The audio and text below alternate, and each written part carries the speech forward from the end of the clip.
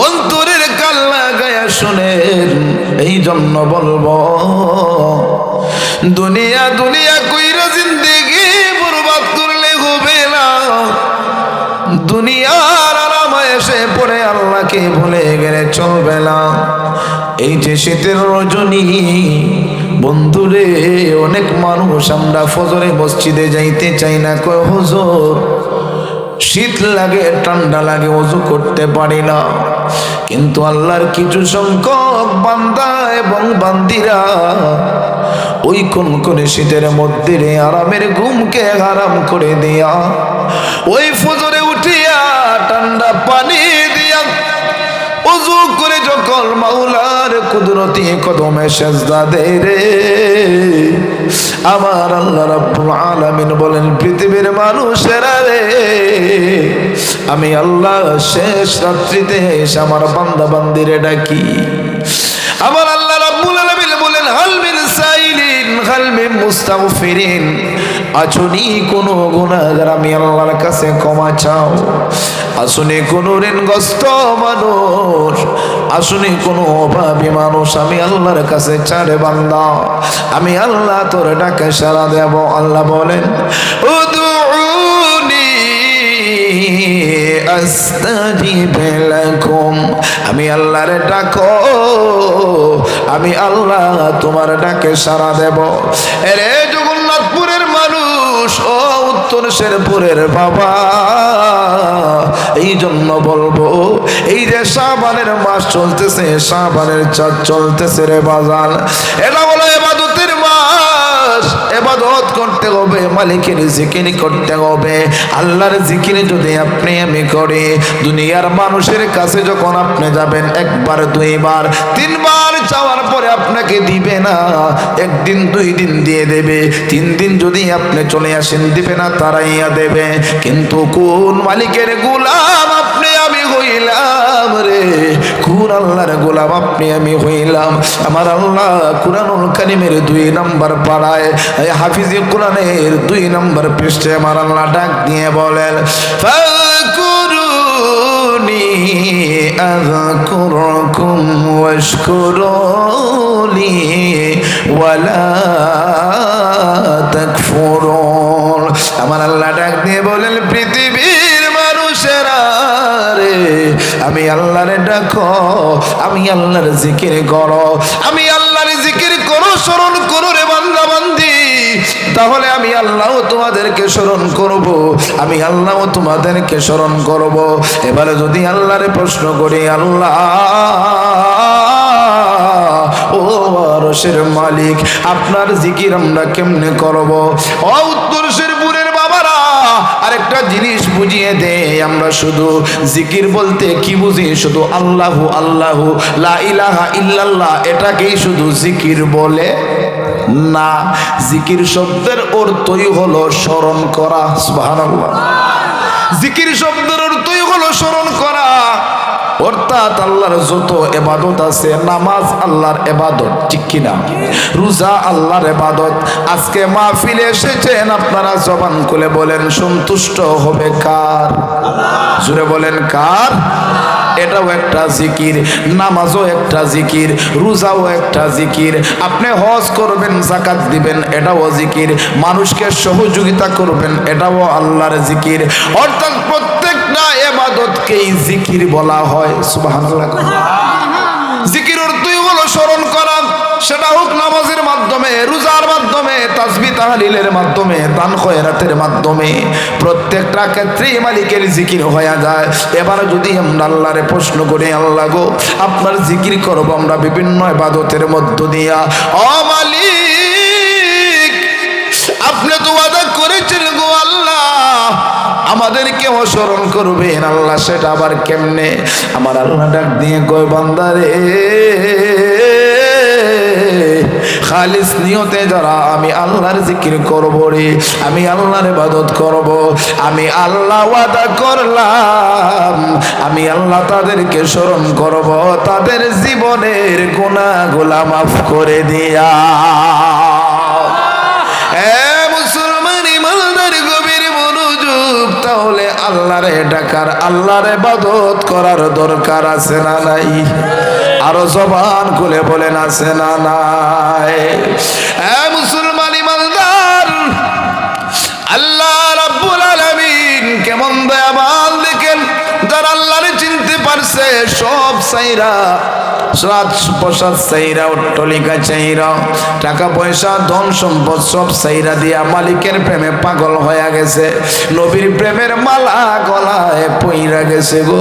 যারা আল্লাহর প্রেমে বিভোর হয়ে গেল, আশরাফ আলী থানভী রহমাতুল্লাহি আলাইহি কওমীদের মধ্যে বড়, সবচেয়ে বড় আলেম আশরাফ আলী থানভী রহমাতুল্লাহি আলাইহি, উনি ওনার কিতাবের মধ্যে সুন্দর করে বর্ণনা করেন আল্লাহ রাব্বুল আলামিনের পেয়ারা বান্দা হযরতে ইব্রাহিম ইবনে আদহাম রহমাতুল্লাহি আলাইহি, যিনি ছিলেন বলখের বাদশা।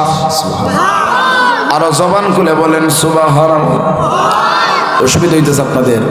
অসুবিধা হইতেছে?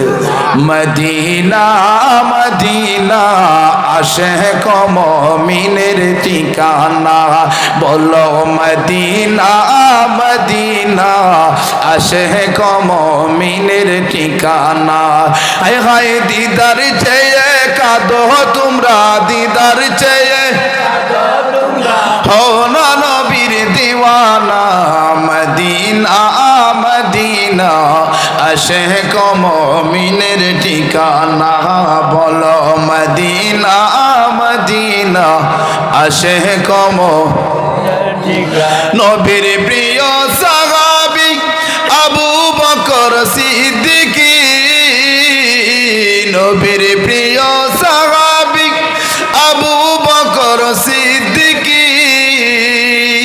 ভালোবেসে শুইলেন পাশে, ভালোবেসে পাশে যায়া দেখো মদিনা মদিনা মদিনা আশিক মুমিনের ঠিকানা, বলো মদিনা মদিনা আশিক মুমিনের ঠিকানা। জালালউদ্দিন সৈয়দী ৭৫ বার দেখল নবীজি, ইয়া রাসূলুল্লাহ বলেন। জালালউদ্দিন সৈয়দী ৭৫ বার দেখল নবীজি, হায় হায় এতবার দেখিবার পরে, এতবার দেখিবার পরেও তৃপ্তি তাহার হলো না। মদিনা মদিনা আশিক মুমিনের ঠিকানা, বলো মদিনা মদিনা আশিক মুমিনের ঠিকানা। একটা জবান বন্ধ রাখবেন না, চিল্লায়া বলেন না ইয়া রাসূলুল্লাহ। এরে আমার উত্তর শেরপুরের যুবক, ও মুরব্বী বাবারা, পর্দা নিশির বাবুনেরা গো, দিলের কামটা লাগায়া বৈশা জানবো মা। বলতেছিলাম ইব্রাহিম ইবনে আদহাম রহমাতুল্লাহি আলাইহি বলকের বাদশা, যিনি বাদশা ছিলেন, রাজপ্রাসাদের মধ্যে যার জন্ম হলো, রাজপ্রাসাদে যিনি ঘুমাইতেন, যার পিছনে হাজার হাজার মানুষ, হাজার হাজার দারোয়ান থাকতো, সিকিউরিটি থাকতো, যিনি আপনার বাদশা হিসেবে পরিচিত ছিলেন ইব্রাহিম ইবনে আদহাম, রাতের বেলায় রাজপ্রাসাদের মধ্যে ঘুমাইতে গেছেন। রাজপ্রাসাদে ঘুমাইলেন, ঘুমের ঘরে হঠাৎ করে কানের মধ্যে আওয়াজ আইছে, ছাদের উপরে কে জানি হাঁটে। গভীর রজনী, গভীর রাত্রিতে উনার ছাদের উপরে কে যেন হাঁটে রে। ইব্রাহিম ইবনে আদহাম ডাক দিয়ে বলেন, আমার বিশাল এই রাজপ্রাসাদ, বাহিরে হাজার হাজার সিকিউরিটি রয়েছে, হাজার হাজার দারোয়ান রয়েছে, কে গো তুমি এত রাত্রিতে আমার বাড়ির ছাদের উপরে, আমার রাজপ্রাসাদের উপরে হাঁটতেছ? ডাক দিয়ে বলে, বাদশা রে, ও ইব্রাহিম ইবনে আদহাম, আমি আপনার ছাদের উপরে গভীর রাত্রিতে এসেছি আমার উট খোঁজার জন্য। কি কুজার জন্য? উট কুজার জন্য গভীর রজনীতে চাঁদের উপরে। আরে বন্ধু, দিলের কানটা লাগান, আল্লাহর প্রেম শিখেন, আখিরাতের কথা একটু স্মরণ করেন। ইব্রাহিম ইবনে আদহাম রাহমাতুল্লাহি আলাইহি বলেন, আপনি কি বুখা নাকি? গভীর রজনীতে আমার বাড়ির ছাদে আপনার উট কোথায় থেকে আসবে? ছাদের উপরে কেমনে আবার উট আসে? উট খোঁজার জন্য মাঠে যান, উট খোঁজার জন্য জঙ্গলায় মানুষ যায়। কথা বলেন ঠিক কিনা? আপনাদের গরু ছাগল যদি হারাইয়া যায়, আপনারা কোথায় যাইয়া খুঁজেন? হাওরে যান, মাঠে যান, তারপরে জঙ্গলায় যান। এইগুলাতে আপনার ঘাস, তারপরে মোরগ, তারপরে যাহা কিছু যত বস্তু আছে সবগুলা এইগুলাতেই বিচার করবে, বিচরণ করবে। ইব্রাহিম ইবনে আদহাম ইতনা ডাক দিয়া কয়, বুকারে, গভীর রাত্রিতে আমার বাড়ির ছাদে কেমনে তোমার উট আসবে? এটা তো সম্ভব না, এটা তো সম্ভবের বাহিরে কথাবার্তা বলো। এবার আল্লাহর বান্দা ডাক দিয়া কয়, বাদশাহ, ও বাদশাহ রে, যেমনি ভাবে ছাদের উপরে উট আসতে পারে না, গভীর রাত্রিতে ছাদের উপরে উট কুজা যেমন একটা বোকামি কাজ হয়ে যায়, ঠিক তেমনি ভাবে রে বাদশাহ, আরামের বিছানায় ঘুমায়া, রাজপ্রসাদের মধ্যে ঘুমাইয়া ঘুমাইয়া আমার আল্লাহ পাওয়া যায় না। আল্লাহু আকবার। বন্ধু, ইব্রাহিম ইবনে আদহামের মনের মধ্যে একটা ধাক্কা লাগা গেছে। হায় হায় রে, এমন কথা তো কেউ আর কোনোদিন বলল না। আরামের বিছানায় ঘুমাইয়া, রাজপ্রসাদে ঘুমাইয়া নাকি আল্লাহ পাওয়া যায় না। আসলেই তো কথা সত্য। ইব্রাহিম ইবনে আদহাম মনের মধ্যে একটা ধাক্কা লেগে গেছে, একটা আল্লাহর প্রেম মহব্বত অন্তরে সৃষ্টি হয়ে গেছে, আখিরাতের কথা স্মরণ হয়ে গেছে। পরের দিন আবার ঘুমাইছেন, আবার ঘুমের ঘরে স্বপ্নে দেখে রে, আগের দিন ছিল উপরে ছাদের উপরে, ওই দিন দেখা যায় বেডরুমে কে জানি হাঁটে।